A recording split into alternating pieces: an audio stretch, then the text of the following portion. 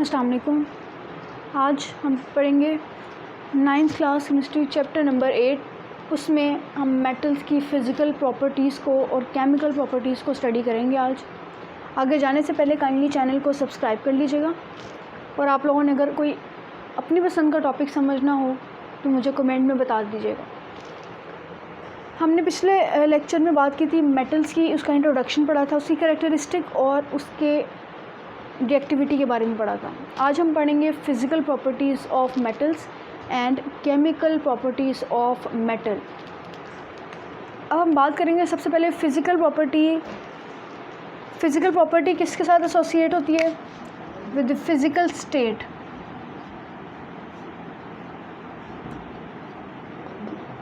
Physical property associate होती है किससे? फ़िज़िकल स्टेट से। इसमें फ़िज़िकल स्टेट की बातें होती हैं, जैसे शेप हो जाए, कलर, इस तरह से हम इसको कहते हैं फ़िज़िकल स्टेट्स। और उसकी स्टडी को हम क्या कहते हैं? उसकी फ़िज़िकल प्रॉपर्टीज़ कहते हैं। ठीक है, सबसे हम क्या कह रहे हैं? Physical properties. तो फ़िज़िकल प्रॉपर्टीज़ किससे एसोसिएट होती हैं? वो होती हैं फ़िज़िकल स्टेट से। ठीक है, अब फ़िज़िकल स्टेट कौन कौन सी हो जाती हैं? शेप भी आ जाती है उसमें, ठीक है, कलर भी आ जाता है। अब सबसे पहली प्रॉपर्टी हम बात करेंगे फ़िज़िकल प्रॉपर्टी ऑफ मेटल। सबसे पहली प्रॉपर्टी है कि ये क्या होते हैं? सॉलिड होते हैं। मेटल्स क्या होते हैं? सॉलिड होते हैं, एक्सेप्ट मरकरी। Hg किसका सिंबल है? वो है मरकरी का सिंबल है। सारे के सारे मेटल्स क्या होते हैं? सॉलिड फॉर्म में एग्जिस्ट करते हैं, सिवाय मरकरी के। मरकरी लिक्विड फॉर्म के अंदर एग्जिस्ट करता है। मरकरी को छोड़ के जितने भी मेटल्स हैं वो सारे के सारे सॉलिड्स होते हैं। मरकरी क्या है? एक लिक्विड है। अक्सर थर्मामीटर में आप लोग देखते हो क्या होता है? मरकरी ही होता है। वो किस फॉर्म में मौजूद होता है? वो लिक्विड की फॉर्म में मौजूद होता है। सेकंड पॉइंट अगर हम बात करें, high melting and boiling point accept alkali metals. High melting and boiling point accept alkali metal. Alkali metals कौन से होते हैं? ये ग्रुप 1 के जो एलिमेंट्स हैं उनको हम कहते हैं, ये क्या है? अल्कली मेटल्स हैं। ग्रुप 1 के एलिमेंट्स को कहते हैं अल्कली मेटल्स, और जो सेकंड ग्रुप होता है उसको कहते हैं अल्कलाइन अर्थ मेटल्स। उसने कहा है कि सेकंड पॉइंट क्या है? High melting and boiling point. High melting और बॉइलिंग पॉइंट क्यों होगा? क्योंकि मेटल्स जब दूसरे एलिमेंट्स के साथ बॉन्डिंग बनाते हैं वो होती है आयनिक बॉन्डिंग।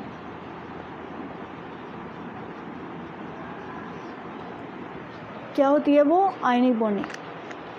मेटल्स जब दूसरे एलिमेंट्स के साथ रिएक्शन करके बॉन्डिंग बना लेते हैं, वो कौन सी बॉन्डिंग होती है? वो होती है आयनिक बॉन्डिंग। और आयनिक बॉन्डिंग एक स्ट्रॉन्ग बॉन्ड है। ठीक है, आयनिक बॉन्ड क्या है? एक स्ट्रॉन्ग बॉन्ड है। इसको ब्रेक करना बहुत ज़्यादा मुश्किल होता है, तो इसीलिए उसका मेल्टिंग और बॉइलिंग पॉइंट भी क्या होता है? हाई होता है। उनके बॉन्ड्स को ब्रेक करना भी थोड़ा सा मुश्किल होता है, हमें ज़्यादा हीट रिक्वायर होती है, इसीलिए क्या कहते हैं? उसका मेल्टिंग और बॉइलिंग पॉइंट भी क्या है? हाई होता है, एक्सेप्ट अल्कली मेटल्स। यहाँ तक ये चीज़ भी क्लियर हो गई। सेकंड पॉइंट, हाई मेल्टिंग और बॉइलिंग पॉइंट क्यों है? क्योंकि मेटल जो हैं वो दूसरे एलिमेंट्स के साथ जब रिएक्शन करते हैं, बॉन्डिंग बनाते हैं, वो कौन सी बॉन्डिंग होती है? वो होती है आयोनिक बॉन्डिंग। और आयोनिक बॉन्ड एक बहुत ही स्ट्रॉन्ग बॉन्ड है, उसको ब्रेक करने के लिए ज़्यादा एनर्जी रिक्वायर होती है, और जब ज़्यादा एनर्जी रिक्वायर होगी तो उसका मेल्टिंग और बॉइलिंग पॉइंट भी क्या होगा? हाई होगा। और कौन से मेटल्स हैं जिनका मेल्टिंग और बॉइलिंग पॉइंट हाई नहीं होता? वो है अल्कली मेटल्स। अल्कली मेटल्स कौन से मेटल्स होते हैं? ग्रुप 1 से जो बिलोंग करते हैं। यहाँ तक सेकंड पॉइंट क्लियर हो गया। नेक्स्ट है metallic lustre and can be polish.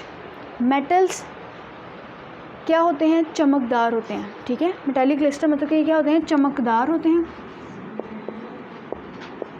ठीक है, and can B polished. Metals की सरफेस को पॉलिश भी किया जा सकता है। नॉन मेटल्स को पॉलिश या गैसेस को पॉलिश नहीं किया जा सकता, लेकिन मेटल्स को पॉलिश किया जा सकता है। और उनकी सरफेस क्या होती है? वो होती है जो है चमकदार होती है। ये क्या होते हैं? मेटेलिक लस्टर होते हैं। ठीक है, थर्ड पॉइंट यहाँ पर क्लियर हो गया। नेक्स्ट है, ये ज़रा इम्पॉर्टेंट है, मेलिएबल एंड डक्टाइल। मेलिएबिलिटी क्या कहते हैं? मेलिबिलिटी कहते हैं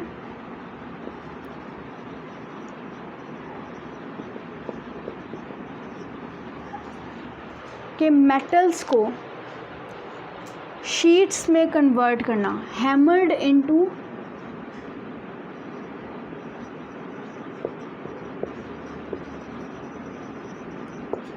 मेटल्स को शीट्स में कन्वर्ट कर देना। कोई भी मेटल है, जैसे लेट्स सपोज ये मेटालिक रॉड है, इसको शीट्स में कन्वर्ट कर देना, इसको हम कहते हैं मेलिबिलिटी, और ऐसे मेटल्स को हम कहते हैं मेलिएबल।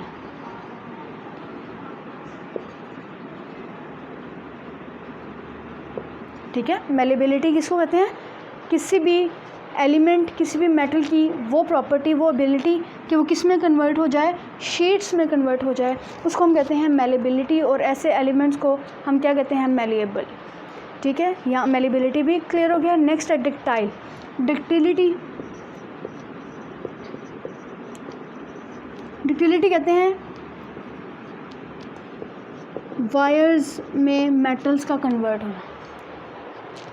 यहाँ पर हम बात करें मेटल्स किस में कन्वर्ट हो जाएं, शीट्स में, तो उसको हम कहेंगे वो क्या है? मेलिबिलिटी है, और वो एलिमेंट्स क्या हैं? वो है मेलिएबल हैं।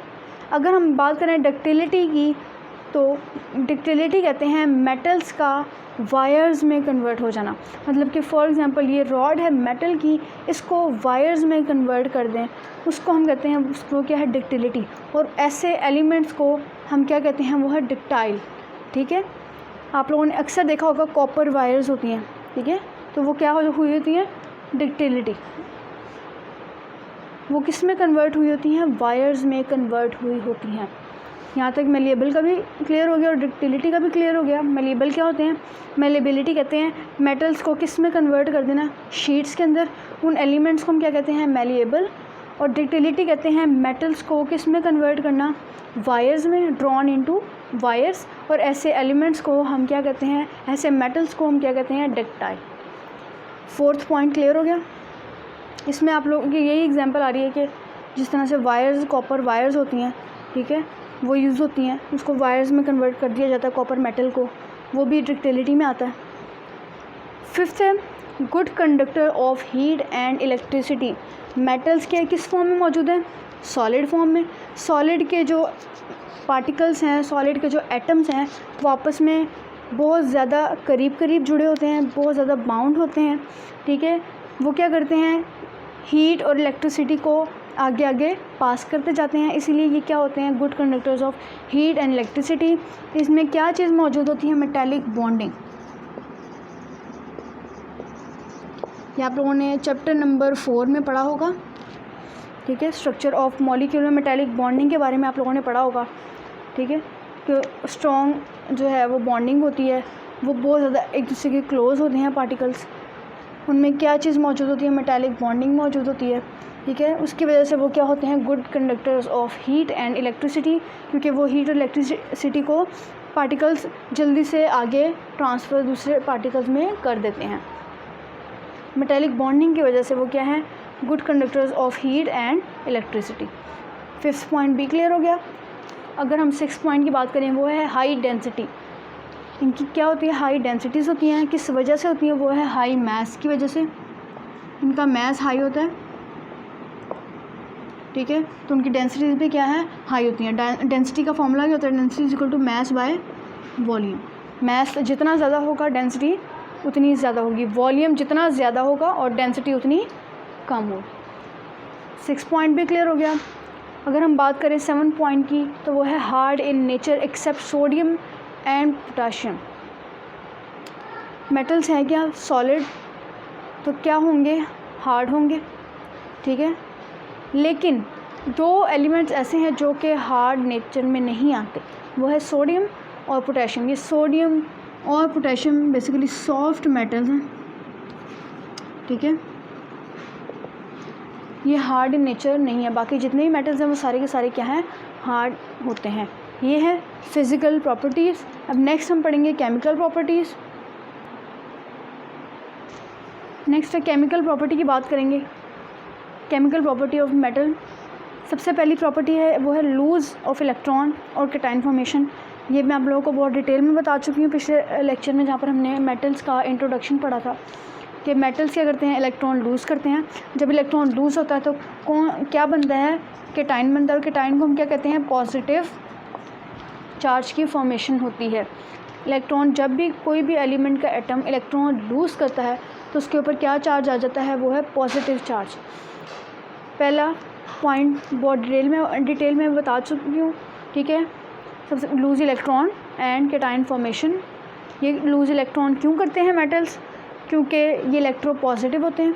इलेक्ट्रोपॉजिटिव एलिमेंट्स होने का मतलब क्या है कि वो इलेक्ट्रॉन लूज़ करते हैं। आखिरी शेल में जो भी इलेक्ट्रॉन मौजूद हैं उनको क्या करते हैं, लूज़ करते हैं, ताकि उनका ऑक्टेट रूल कंप्लीट हो जाए।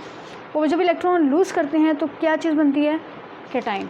और केटाइन कहते हैं पॉजिटिव चार्ज को। First point clear. Second point है react readily with oxygen to form basic oxide. जितने भी मेटल्स हैं वो ऑक्सीजन के साथ रेडिली रिएक्ट करते हैं। रेडिली मतलब कि जल्दी से रिएक्शन करते हैं, ठीक है। मेटल्स ऑक्सीजन के साथ जल्दी से रिएक्शन करते हैं और बनाते हैं basic oxide. For example sodium की बात करें, मेटल है, किसके साथ रिएक्शन करवाना है, ऑक्सीजन के साथ। इसके साथ ये रेडिली रिएक्ट करता है और क्या बना देता है, बेसिक ऑक्साइड, जिसे कहते हैं सोडियम ऑक्साइड।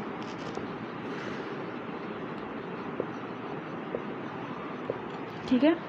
मेटल्स की एक केमिकल प्रॉपर्टी ये भी है कि वो ऑक्सीजन के साथ बहुत जल्दी से रिएक्शन करते हैं और क्या बना देते हैं, बेसिक ऑक्साइड्स बना देते हैं। उसकी मैंने आप लोग को एग्जांपल मैंने यहाँ पर आप लोग को बता दी। आप लोग चाहें तो इसके पॉइंट के साथ ये वाला रिएक्शन भी आप लोग लिख सकते हैं, इससे इंप्रेशन अच्छा लगेगा, ठीक है। थर्ड पॉइंट है ionic compound with non metals.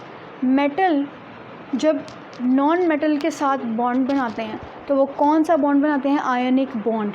और उस बॉन्ड की वजह से जो कंपाउंड बनता है उसको हम कहते हैं ionic compound. For example sodium और क्लोरीन, ये आप लोगों का बहुत इंपॉर्टेंट रिएक्शन है। आप लोगों ने चैप्टर नंबर 4 में स्ट्रक्चर ऑफ मॉलिक्यूल में आप लोगों ने ये पढ़ा है, आयनिक कंपाउंड वाले टॉपिक में।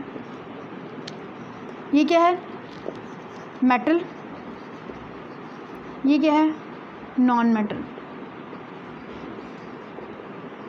नॉन मेटल इलेक्ट्रॉन गेन करते हैं क्योंकि इलेक्ट्रॉन नेगेटिव होते हैं, और जो मेटल हैं वो इलेक्ट्रो पॉजिटिव होते हैं, इलेक्ट्रॉन लूज़ करते हैं। ये क्या करेगा, अपने 2 इलेक्ट्रॉन लूज़ करेगा, और क्लोरीन क्या करेगा, इसके 2 इलेक्ट्रॉन गेन करेगा। इसके ऊपर क्या चार्ज आएगा, लूज़ के केस में प्लस, और इसके ऊपर नेगेटिव होगा। ये बनेगा 2NaCl।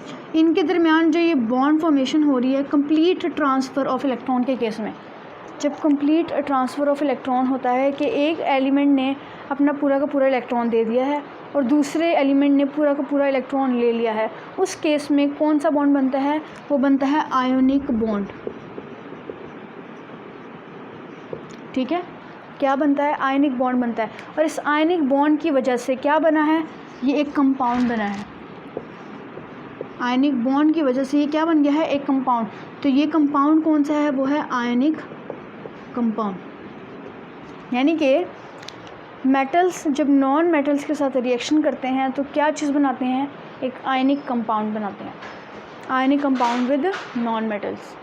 यहाँ पर ये फोर्थ पॉइंट भी क्लियर हो गया, थर्ड पॉइंट क्लियर हो गया। फोर्थ पॉइंट है मेटालिक बॉन्डिंग का। ये भी मैंने आप लोगों को फिजिकल प्रॉपर्टी में बताया है कि good conductor of heat and electricity क्यों होते हैं, क्योंकि उनके दरमियान क्या चीज़ मौजूद होती है, कौन सी बॉन्डिंग होती है, मेटालिक बॉन्डिंग। मेटल्स क्या होते हैं, सॉलिड होते हैं, सॉलिड में कौन सी बॉन्डिंग मौजूद होती है, वो होती है मेटालिक बॉन्डिंग। ये 4 केमिकल प्रॉपर्टीज़ थी। यहाँ तक किसी को भी कोई भी कन्फ्यूजन हो तो काइंडली मुझे कमेंट में ज़रूर बताइएगा। Thank you.